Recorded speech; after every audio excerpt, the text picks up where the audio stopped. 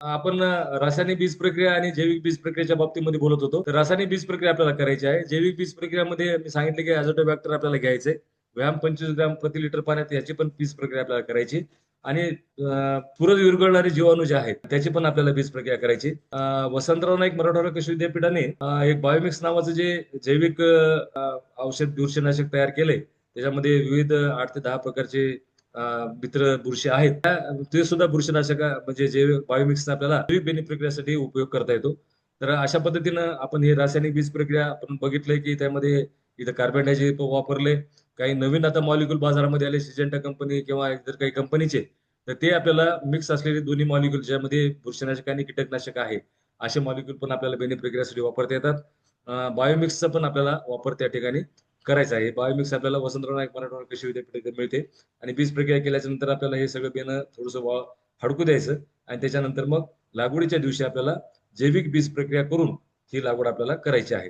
बेने प्रक्रिया आनंद साधारण महत्व आहे. आता आपण मात्रकंदाच्या बाबतीमध्ये आणखी एक मला विषय असा होता की मात्रकंदाची लागवड करताना मात्र बेने प्रक्रिया ही अतिशय महत्वाची आहे. कारण मात्रकंद लागवड करताना त्याच्यावरचा जो पाला पाचोळा आहे तो आपला क्लिअर होत नाही मुळे सगळ्या.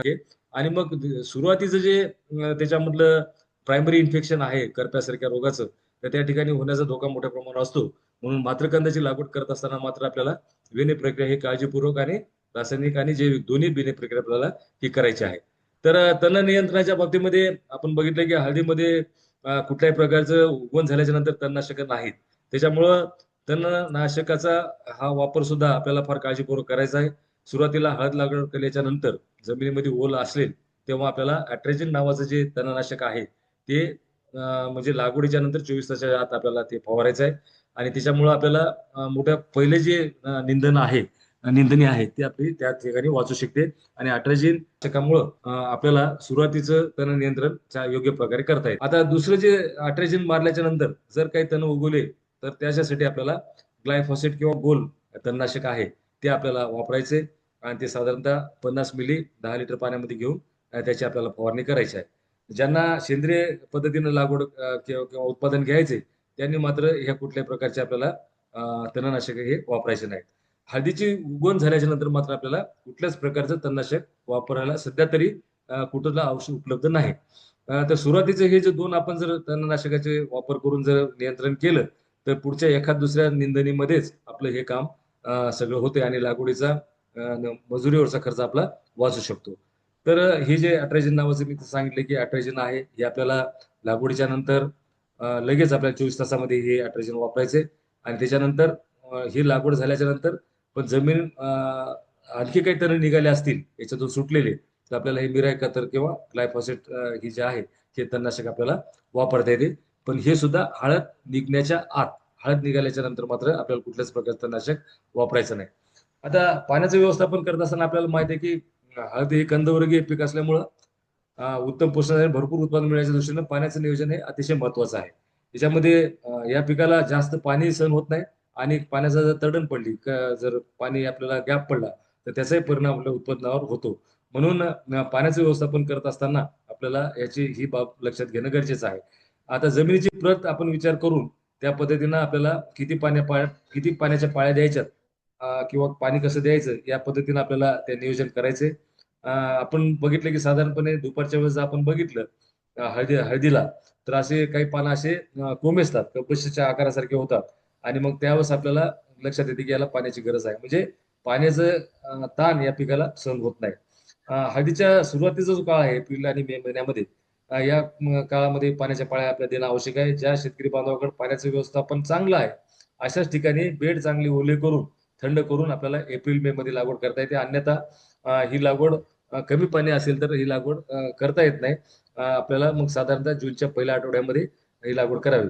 हळदीची लागवड जेवढी लवकर केली तेवढी उत्पादनामध्ये चांगला फायदा होतो. हे जरी असलं तरी आपल्याकडे उपलब्ध पाण्याचा विचार करून आपण तो योग्य कालावधी आपल्याला हळदीचा आपल्याला निवडायला पाहिजे. आता तिसरं पहिलेच्या पाण्याचं आपण बोललो त्यानंतरचं जे पाणी आहे ते 6 ते 8 दिवसाच्या अंतरानं म्हणजे जमिनीचा मगदूर पावसाचं प्रमाण हे सगळ्या गोष्टी विचारात घेऊन आपल्याला त्या दृष्टीनं पाण्याचं नियोजन करायचं आहे.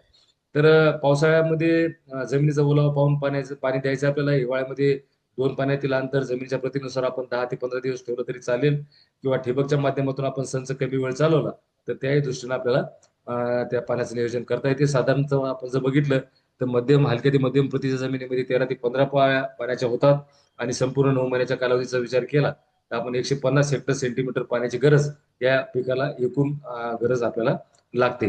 पीक काढण्याच्या अगोदर मात्र आपल्याला 15 दिवस पाणी द्यायचं नाही, पाणी तोडायचं आहे. आणि ठिबक किंवा तुषार पद्धतीने पाणी जर दिलं तर मालाची प्रत आपली अतिशय चांगल्या पद्धतीची मिळू शकते. 2 लॅटरल आपण जर पाणी देत असाल तर 2 लॅटरल मध्ये अंतर हे बेड जर 4 फुटाचे असेल तर 4 फूट, किंवा 5 फुटाचे असेल तर 5 फूट, अशा पद्धतीने आपल्याला बेड ठेवायचे. जमिनीवरचे जे तोटे आहेत त्याच्यातले जे ड्रिपर आहेत ते साधारणतः 30 सेंटीमीटर किंवा 40 सेंटीमीटर 1 ते 1.25 फूट अंतरावर असलेले त्याची निवड करायची. मध्यम जमिनीमध्ये जर विचार केला तर 50 ते 60 सेंटीमीटर, तर भारी काळ्या खोल जमिनीत 70 ते 75 सेंटीमीटर आपल्याला हे ठेवावं लागते. आणि जमिनीतील ओलाव्याचा विचार करून आपल्याला हे संच चालवायचा आहे, आणि त्या पद्धतीने आपल्याला नियोजन करायचं आहे. जास्त पाणी पण नको आणि जास्त पाण्याचे ताण पण यायला नको. आता खत व्यवस्थापनाच्या बाबतीमध्ये आपण बघितलं की हळद ही तो वापरतो, त्याला हे चांगलं रिस्पॉन्स देते, आणि जेवढं आपण खताची मात्रा त्याला देऊ त्या प्रमाणामध्ये याच्या उत्पादनामध्ये आपण फरक जाणवलाय, असे काही रिसर्च पेपर आणि सगळ्या पण याच्या बाबतीमध्ये आपल्याला हे माहिती आहे. तर ह्या पद्धतीनं आपल्याला खताचं व्यवस्थापन करत असताना भरखत आपल्याला द्यायचे. या भरखतामुळं आपल्याला माहिती आहे की जमिनीचा पोत सुधारतो आणि खतातील पोषण द्रव्ये पिकास हळूहळू उपलब्ध होतात. आता जोर खत जे आहे त्याच्यामध्ये पोषण द्रव्याचे प्रमाण हे अधिक असते. त्याच्यामध्ये मग सगळ्या प्रकारच्या पेंडी आपल्याला वापरता येते, हाडांचा चुरा वापरता येतो, मासळीचं खत पण वापरता येते, तुमची लिंबोळीची ती पण आपल्याला याच्यामध्ये वापरता येते. दुसरं जे खतं आहेत आपल्याला सूक्ष्म मूलद्रव्ये, त्याचाही वापर आपल्याला शेणखतामध्ये बुरून जर केला तर त्याची उपलब्धता चांगली होती. परंतु हे खत व्यवस्थापन करत असताना आपण जर जमिनीचं माती परीक्षण करून घेतलं तर आपल्याला जमिनीमध्ये कुठल्या मुख्य अन्नद्रव्याची कमतरता आहे त्याच्याप्रमाणे जर आपण नियोजन केलं तर ते जास्त संयुक्तिक ठरते. आणि आपण माहित आहे की आज जमिनीचा माती परीक्षण करत असताना साधारणतः आपल्याला सर्वसमावेशक नमुना काढायचा आहे. या हळदीची वाढ मी मग सांगितल्याप्रमाणे 15 ते 20 सेंटीमीटरच्या याच्यामध्ये होत असल्यामुळं साधारणतः तेवढ्या खोलीचे नमुने आपण त्या ठिकाणी घ्यायचे, आणि मग त्या पद्धतीने आपल्याला मातीचे नमुने 5-6 ठिकाणी घेऊन ते एका ठिकाणी एकत्रित करून त्याचे 4 भाग करायचे, समोरासमोरचे भाग काढून परत त्याचे 4 भाग करायचे, आणि अशा पद्धतीने एक अर्धा किलोचा नमुना होईल असा करून तो विद्यापीठ किंवा आपल्या जिल्ह्याच्या ज्या काही माती परीक्षण प्रयोगशाळा आहेत त्या ठिकाणी आपण जर परीक्षण केलं तर आपल्याला नेमके खत आपल्याला कोणते लागतात, सूक्ष्म अन्नद्रव्याची कुठली कमतरता आहे आपल्यामध्ये, जमिनीमध्ये कमतरता किंवा चुनखडीचं प्रमाण काय आहे का याची माहिती होते, आणि त्यानुसार जर नियोजन केलं तर मला वाटते ते जास्त संयुक्तिक होईल. आपण जर ढोबळमानाने जर विचार केला तर जे काही खतं आपल्याला लागणार आहे त्याच्यामध्ये शेणखत आपण सांगितलं 12 ते 15 टन आपल्याला शेणखत जमीन तयार करताना आपल्याला द्यायचे. त्याच्यामध्ये सुरुवातीला जे सिंगल सुपर फॉस्फेट आहे त्याच्या आपल्याला 4 ते 5 बॅग प्रति एकरी द्यायच्यात सिंगल सुपर फॉस्फेटच्या, आणि म्युरेट ऑफ पोटॅशची 1 ते 1.5 बॅग आपल्याला त्या ठिकाणी प्रति एकर द्यायची आहे. हे सुरुवातीला द्यायचे, कारण हळदीची लागवड केल्याच्या नंतर हळदीला निघण्यासाठी साधारणतः आपल्या बेण्याच्या याच्याप्रमाणे किंवा पावसाच्या प्रमाणाप्रमाणे साधारणतः 3 आठवडे ते 1 महिन्याचा कालावधी लागतो. आणि या काळामध्ये कुठल्याच प्रकारचं नत्रयुक्त खत हळद ही घेत नसल्यामुळं सुरुवातीच्या काळामध्ये आपल्याला ही खतं द्यायची नाही. सुरुवातीच्या काळामध्ये शेणखत, सिंगल सुपर फॉस्फेट आणि म्युरेट ऑफ पोटॅश, बाकीचे जे खत आहेत त्याच्यामध्ये मग नत्र आहेत 75 किलो, लागवडीनंतर आपल्याला 1.5 महिन्यांनी द्यायचे. गरज सल्फेट 5 किलोग्रॅम हे सुद्धा आपल्याला लागवडीनंतर 1.5 महिन्यांनी द्यायचे. आणि झिंक सल्फेटची मात्रा 4 किलोग्रॅम प्रति एकरी ही सुद्धा लागवडीच्या नंतर 1.5 महिन्यांनी द्यायची. आणि ज्यावेळेस आपण भरणी करतो, पिकाला माती लावतो, त्यावेळेस युरिया परत आपल्याला 75 किलोग्रॅम द्यायचा आहे. आणि त्याचबरोबर फेरस सल्फेट ही सुद्धा 5 किलोग्रॅम, आणि इथे मात्र लिंबोळी पेंड साधारणतः 800 किलोग्रॅम प्रति एकर याची शिफारस आहे आपल्याला भरणीच्या वेळेस लिंबोळी खत द्यायचे. आता फर्टिगेशनचा आपण विचार केला तर आता याच्या मोठ्या प्रमाणावर आपल्याकडे म्हणजे पाण्यात विरघळणारे खतं आहेत. तर हे वाढीच्या अवस्थेनुसार हा जो चार्ट दिलेला आहे तिथं दाखवलाय की लागवड ते उगवण हे 3रा ते 4था आठवडा आपल्याला 3 किलो नत्र, 3 किलो सुमृत आणि 1.5 किलो पालाश अशा पद्धतीनं याची मात्रा द्यायची आहे. ठिबकच्या माध्यमातून वेंचुरी जोडून पाण्यात विरघळणारे खतं द्यायचे. शाकीय वाढीचा जे काळ बघितला तो 15 ते 14 आठवड्याचा आहे. त्याच्यामध्ये सुद्धा आपल्याला नत्र 3 किलो, साधारणतः 0.90 किलो म्हणजे 1 किलो जवळजवळ स्फुरत, आणि अर्धा किलोच्या वर थोडंसं पालाश, ही विद्राव्य खतं आपल्याला द्यायचे. कंदवाढीची सुरुवात ही 15 ते 26 आठवड्याच्या दरम्यान होते आणि ही अवस्था अतिशय महत्वाची असल्यामुळं इथं सुद्धा आपल्याला 1.25 किलो नत्र, 0.75 किलो स्फुरद आणि 0.75 किलो पालाश हे प्रति एकर प्रति आठवडा आपल्याला द्यायचे आणि हे रिपीट आपल्याला 15 ते 26 आठवड्या दरम्यान करायचं आहे. आता कंद तयार होण्याची अवस्था जी आहे ती सुद्धा 27 ते 32 आठवडे आपले आहे. 5 आठवड्यामध्ये आपल्याला हे खतं द्यायचे, नत्र, स्फुरद आणि पालाश प्रत्येक आठवड्याला 1.5 किलो, 1 किलो आणि 2 किलो. हे 27व्या आठवड्यापासून 32 आठवड्यापर्यंत हे आपल्याला विद्राव्य खताच्या माध्यमातून आपण खत देत असाल या पद्धतीने आपल्याला नियोजन करायचं आहे. तर भरणी आपल्याला हे अतिशय महत्वाची आहे. आपण बघितलंय की हळदीची भरणी करत असताना आपल्याला मातीची त्याला माती लावावी लागते आणि हळदीच्या लागवडीनंतर 3 ते 3.5 महिन्यांनी भरणी करणे आवश्यक आहे. त्याच्यानंतर मात्र भरणी केली तर मुळा तुटून नुकसान होण्याची जास्त शक्यता असल्यामुळं भरणीचे जे काम आहे ते आपल्याला 3 ते 3.5 महिन्यामध्ये पूर्ण करायचे आहे. सरीमधील माती 5 सेंटीमीटर 1.5 ते 2 इंच आपल्याला कुदळीने खोदून काढायची. जर कुदळीने खोडून मजुराची जर अडचण असेल तर आपल्याला पॉवर टिलर जे आहेत ते सुद्धा वापर करून आपल्याला या पद्धतीनं हळदीला भर देता येते. भरणीचे अनेक फायदे आहेत. त्याच्यामध्ये रुंद वरंबा सरी जे गादी वाफी मी सांगितलं तुम्हाला, त्याच्यामध्ये कंद पूर्ण झाकले जातात. कंद झाकल्या गेल्यामुळं गड्यावर त्याला कंदमाशीला अंडी घालता येत नाही आणि अंडी न घातल्यामुळे पुढची पिढी नष्ट होते आणि कंदमाशीपासून आपलं पीक सुरक्षित राहते. त्यामुळं हळदीचे कंद जे आहेत ते सूर्यप्रकाशाला उघडे पडत नाहीत. उघडे जर पडले तर ते पिवळे पडून हळदीची प्रत खराब होते. उथळ झालेल्या सऱ्या भरणी केल्यामुळे खोल होण्यास मदत होते आणि त्यामुळे पाण्याचा निचरा गादीवर पण चांगलं होतं आणि दिलेलं पाणी पण व्यवस्थित मिळते आणि रूट झोन जो आहे तो कायमस्वरूपी वापसा कंडिशन मध्ये राहते. भरणी करतेवेळी शिफारस केलेली खत मात्रा दिल्यावर हे संपूर्ण खत त्याच्यामुळं या भरणीमुळे झाकल्या पण जाते. गड्ड्याची चांगली वाढ होते, हळकुंडाची पण चांगली वाढ होते. भरणीचं अनन्यसाधारण महत्व आपल्या या पिकामध्ये आहे. आपण हे बघितले खाली अशी हे भरणी आपण या पॉवर टिलरनं किंवा पॉवर विडर यानं हे केलेलं आहे. अशा पद्धतीने आपल्याला भरणी करायची. आंतरपिकाची लागवड याच्यामध्ये आपण आंतरपीक घेऊ शकतो. काही आंतरपिकाच्या बाबतीमध्ये काळजी घ्यायची, बक्यासारखं आंतरपीक या ठिकाणी घ्यायचं नाही आणि कमी वाढ होणारे किंवा कुठल्याही पिकाची स्पर्धा न करणारी पिकं या ठिकाणी घ्यायचेत. साधारणपणे जर हे पिकं घेतले तर आपल्याला जमिनीचं म्हणजे माती लावण्यासाठी थोडीशी अडचण होते लावण्यासाठी. तर त्या दृष्टीनं आपलं हे पीक साधारणतः 2-2.5 महिन्यामध्ये 3 महिन्यामध्ये निघेल, 3 महिन्याच्या आत निघेल. अशा पद्धतीचं जर आपण नियोजन केलं तर आंतरपिकाची पण आपल्याला त्याच्यापासून ऍडिशनल आपल्याला उत्पादन मिळू शकते.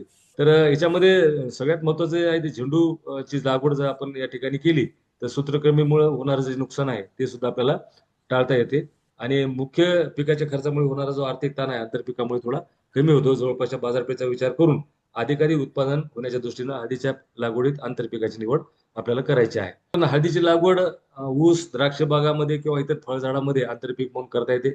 आता लॅकडॉंग नावाची जी व्हरायटी आहे ते मेघालयामधली व्हरायटी आहे. तिथं तापमान अतिशय कमी आहे आपल्या मानानं. तर आम्ही ती लॅकडॉंग आपल्या प्रचलित पद्धतीनं लागवड आम्ही करून बघितली. तर आपल्या भागामध्ये या हळदीला उत्पादन आपल्या भागामध्ये त्या पद्धतीने आलं नाही.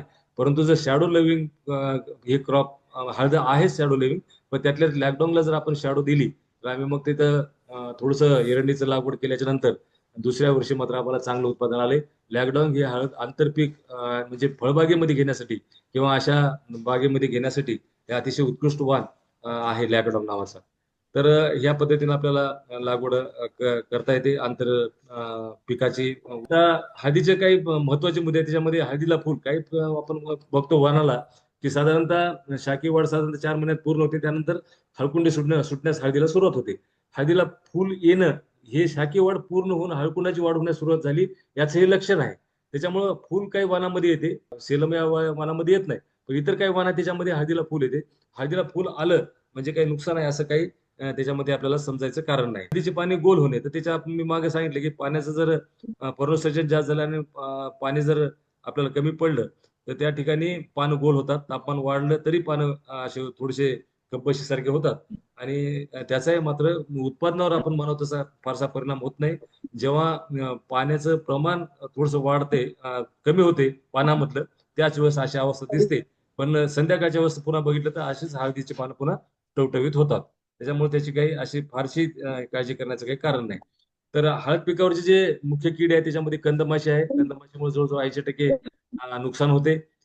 किडे हे मोठी काळसर रंगाची कीड आहे, डासासारखी ती दिसते. या किडीचा जीवनक्रम जर बघितलं तर 45 ते 50 दिवस या किडीला पूर्ण जीवनक्रम करण्यासाठी लागतात. 7 दिवसामध्ये अंड्यातून अळी बाहेर पडते आणि 15 ते 20 दिवसामध्ये याची ही अळीची अवस्था पूर्ण होते. साधारण पुढे 15 दिवस किंवा महिन्यापर्यंत तिला पोषक वातावरण मिळेपर्यंत ती कोशावस्थेत राहते आणि वातावरण अनुकूल झालं की 10 दिवसामध्ये ती प्रौढावस्थामध्ये येते. तर याच्यामुळे नुकसान जर आपल्या गड्डे उघडे राहिले तर त्यात शिरून ह्या हळद उपजीविका करतात आणि मग अशा गड्ड्यामध्ये नंतर पितेम आणि फ्युजेरियम अशी जी बुरशी आहे त्याची वाढ होते. सूत्रकृमीचा शिरकाव होतो आणि मग ओव्हरऑल आपण जर बघितलं तर खोड आणि गड्डे मऊ होऊन सगळे कुसतात आणि नुकसान होते. तर हे टाळण्यासाठी आपल्याला रासायनिक तसेच दुसरी जी आहे जैविक बीज म्हणजे उपाययोजना त्यामध्ये करता येते. जैविक उपाययोजनेमध्ये आपण एरंड्याच्या ज्या बिया अशा भरडून घेतल्या आणि त्या भरडून घेतल्याच्या नंतर त्याच्यामध्ये ईस्ट जे आपल्याला ब्रेड वगैरे तयार करण्यासाठी जे वापरतात ते 25 ग्रॅम ईस्ट त्यात टाकायचंय, थोडं 50 ग्रॅम डाळीचे पीठ टाकायचंय आणि असा एरंडीच्या बियाचा भरडा करून ते आपल्याला मिश्रण 2 दिवस तिथं त्याला आंबवायचे.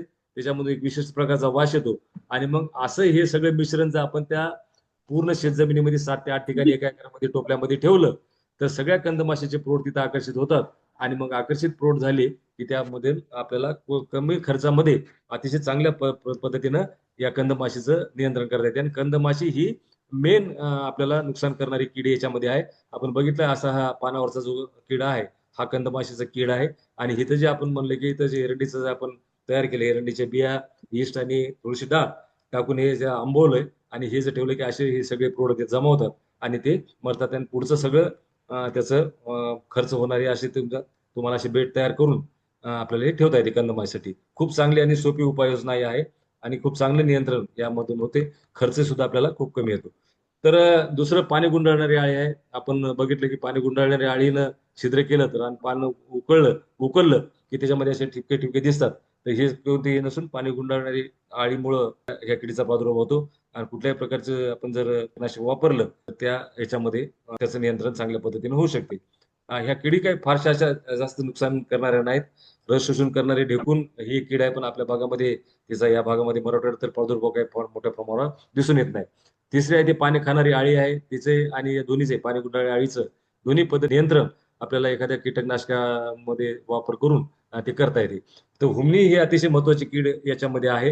हुमणीच्या बाबतीमध्ये सुद्धा आपण जर प्रकाश सापळ्याचा वापर केला ऑनसेट ऑफ मान्सून म्हणजे पाऊस सुरू व्हायच्या अगोदर तर अतिशय चांगल्या पद्धतीने या किडीचं नियंत्रण होऊ शकते आणि कुठल्याच प्रकारचा खर्च त्याला येत नाही. प्रकाश सापळे आपण लावायचे, एक भांडं घ्यायचं, त्याच्यामध्ये एखादं कीटकनाशक टाकायचं आणि वर एखादा बल्ब जर लावून ठेवला आपण 6 ते 7च्या दरम्यान ऑनसेट ऑफ मान्सून म्हणजे पावसाळा सुरू व्हायच्या अगोदर तर आणि लिंबाचे आणि बाबळीचे झाडं आहेत अशा ठिकाणी जर या पद्धतीने आपण लाईट ट्रॅप लावले खूप चांगल्या पद्धतीने या हुमणीचं नियंत्रण होऊ शकते.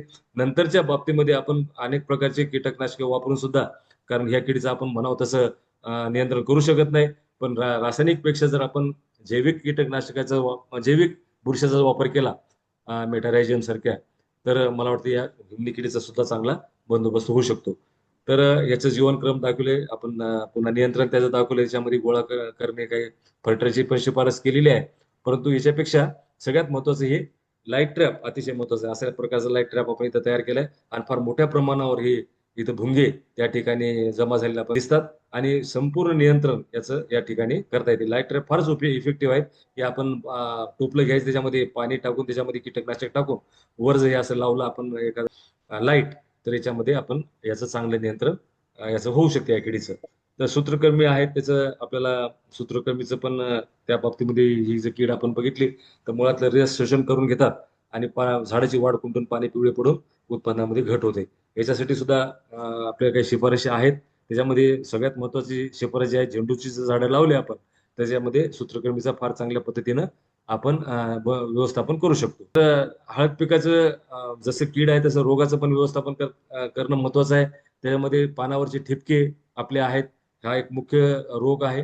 ही एक मुख्य बुरशी आहे पानावरची ठिपक्याची. त्याच्यामध्ये आपल्याला प्रतिबंध करत असताना 2-3 प्रकारचे बुरशीनाशक याच्यात शिफारस केल्या आहेत.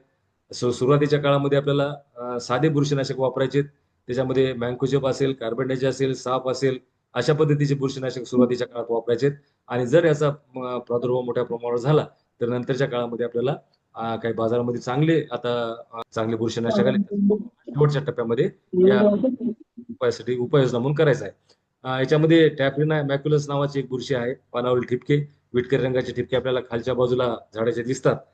त्याचे आपल्याला व्यवस्थापन याच पद्धतीनं आपल्याला करता येईल. हे टॅफ्रिना मॅक्युलस आणि हे पानावरील ठिपके आहेत, हे असे जे दिसतात हे ठिपके. आणि इकडचा जो आहे तो हा करपा आहे. इकडचा उजव्या बाजूला स्क्रीनच्या करपा आहे आणि डाव्या बाजूला ते टॅफ्रिना मॅक्युलस लीफ ब्लॉच त्याला म्हणतात. हे दोन प्रकारचे मुख्य रोग आपल्या हळद पिकावर येतात. फारसं असं काळजी करण्याचं कारण नाही, परंतु व्यवस्थापन जर आपण वेळोवेळी केलं तर या दोन्ही पद्धतीने किडी आणि रोगाचं चांगल्या पद्धतीनं व्यवस्थापन करू शकतो.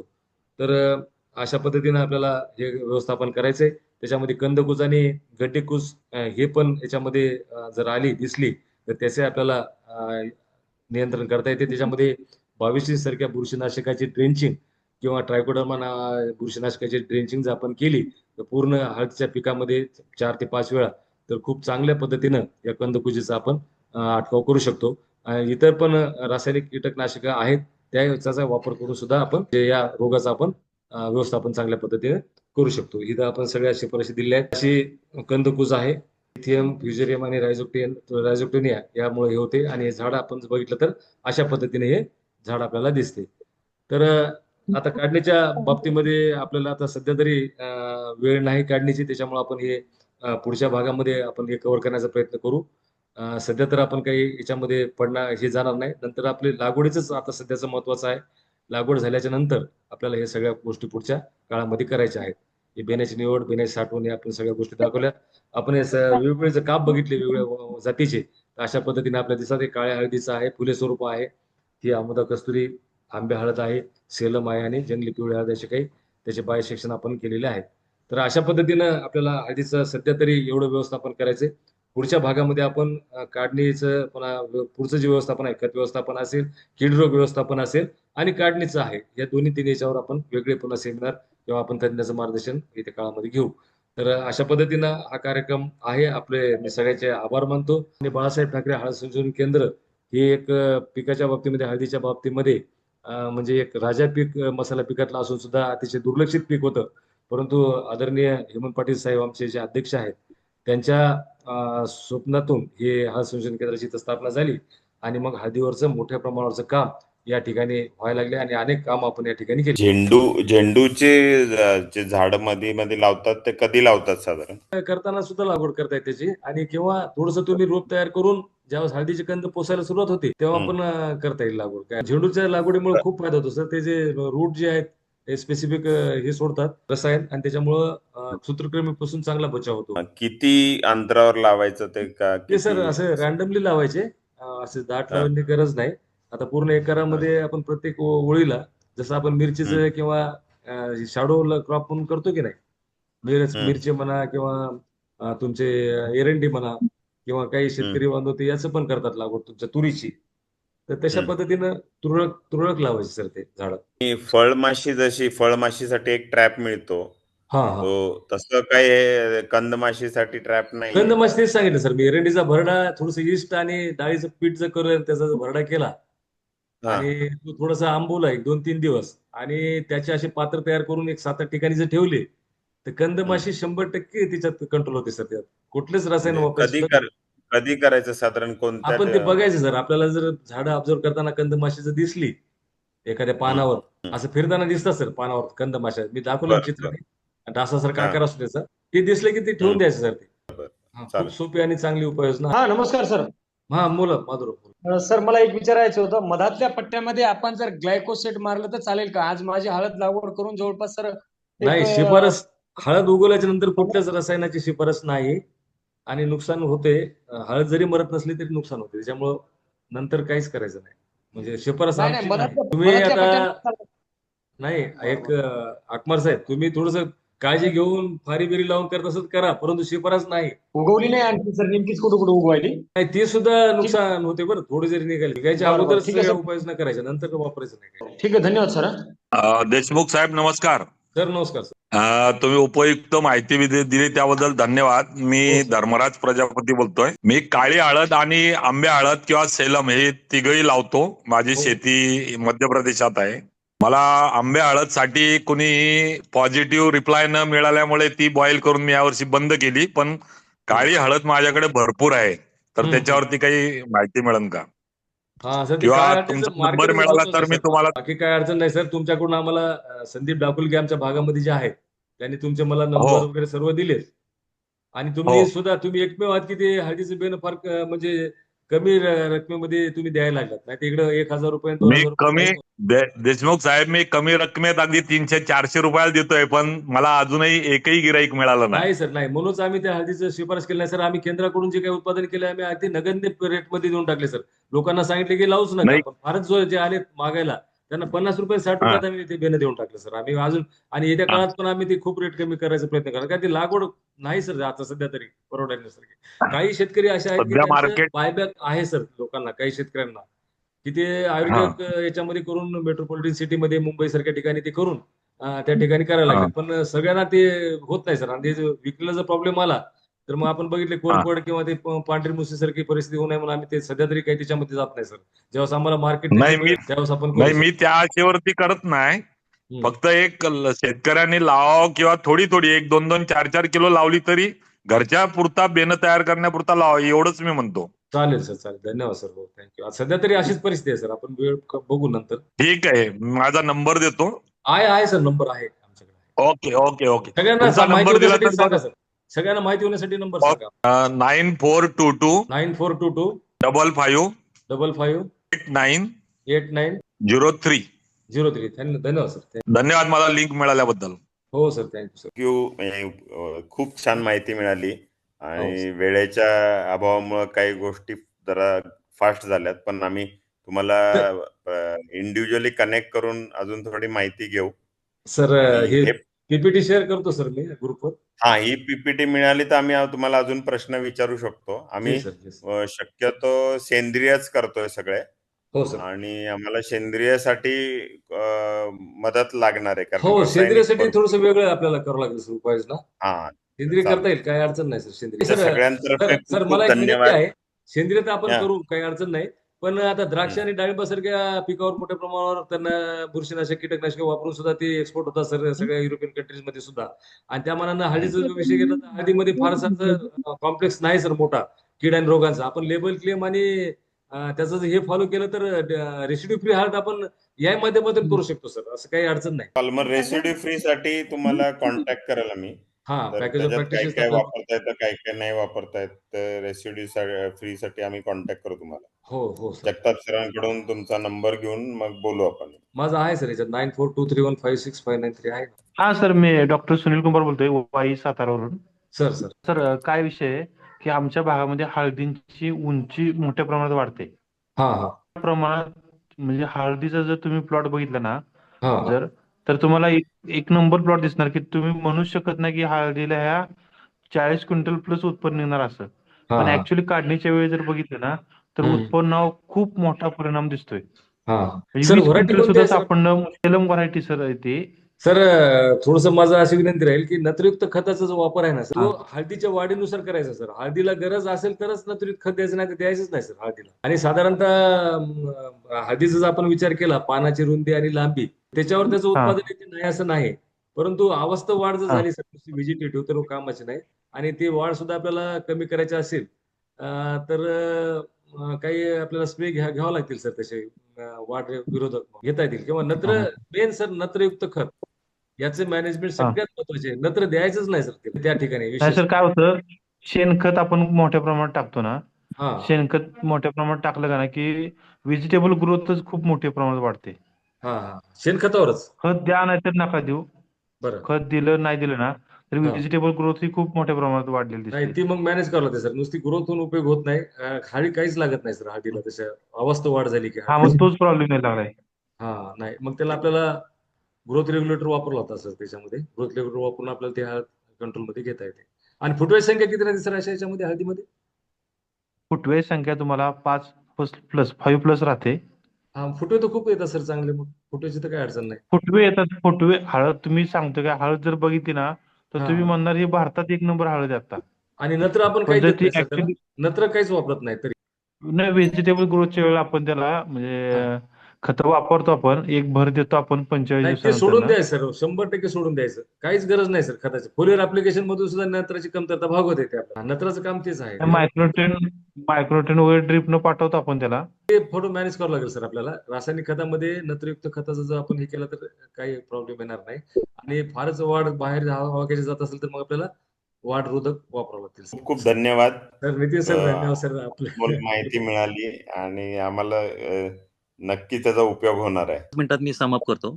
सर आपल्या पुणे जिल्ह्यात शेतकऱ्यांचा एक ग्रुप आहे आणि स्पेशली नितीन भोसले आता जे होते हो त्यांनी लोक शेतकरी एकत्र करून ते हळदीवर 2-3 वर्षापासून काम करतात.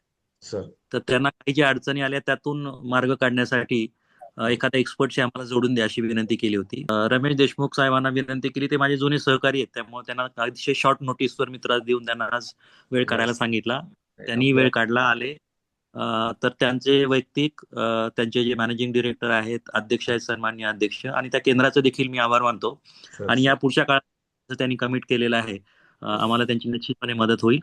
तर आता ही आपली सुरुवात आहे. वेळोवेळी जसं त्यांनी सांगितलं की आता मधल्या काळात एक आपण परत मीटिंग करूयात, काढणीच्या वेळेस वेगळी करू आणि पोस्ट हार्वेस्ट मार्केटिंग त्याच्यावर एक वेगळं, असे 1-2-3 सेशन करूयात. परत एकदा सर्व शेतकऱ्यांच्या वतीनं मी देशमुख साहेबांचे आभार